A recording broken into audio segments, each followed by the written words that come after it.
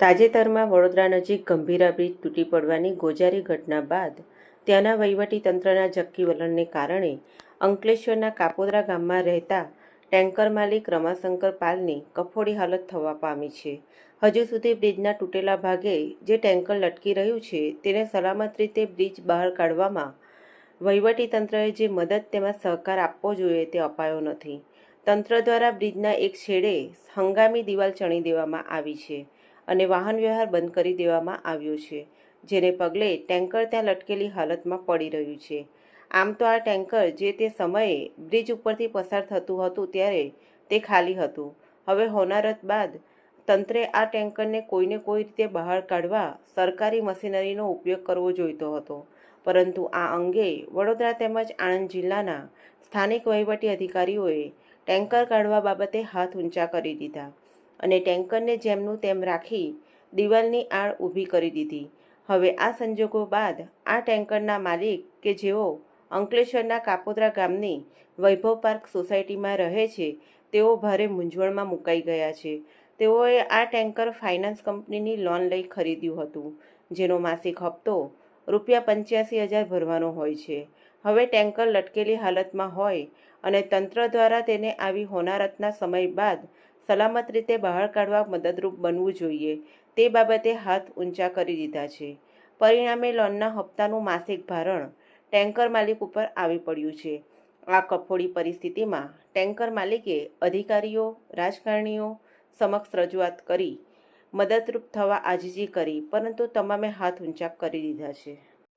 શું નામ છે આપનું? મારો રમાશંકર પાલ છે મારું નામ.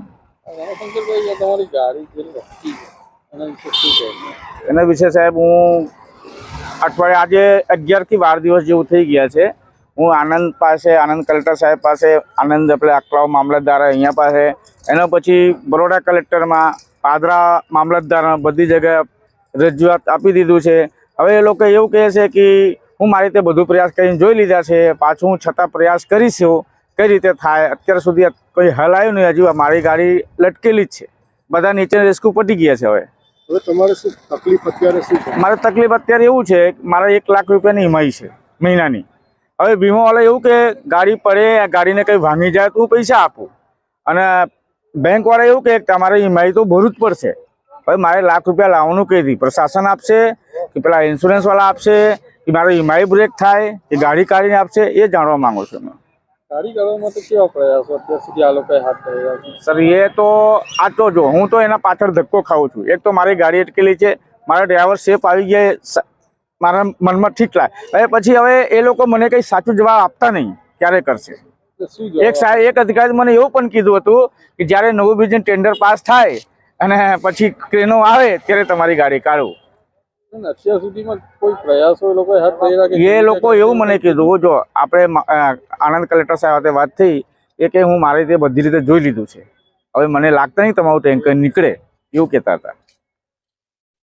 નહીં નીકળે તો શું કરશે? નહીં નીકળે તો એ સાહેબ પ્રશાસન છે, વીમાવાળાને કે ઇન્સ્યોરન્સ મારે ક્લેમ કરીને આપે, ટોટલ લોસમાં ગાડી આપી દે, તું વીમો કરી લઈશ. એને લખીને આપવું પડશે ને. વીમાવાળા એવું કહે છે જ્યાં સુધી કંઈ થાય નહીં ત્યાં સુધી આપણે કંઈ કરવા જવું નહીં. અત્યાર સુધીમાં કેટલું નુકસાન છે? નુકસાન તો મારા સાહેબ આજે રાતે, આજે 20 તારીખ છે ને, આજે સવારે શું તો પેલા હપ્તો કપાઈ ગયા, ₹1 લાખ ને એમ જ ગયા. ગાડી તો મારી 10 દિવસથી ઊભી જ છે. આ તો આવતા મહિને આવું થવાનું, ઈએમઆઈ તો બંધ થાય નહીં.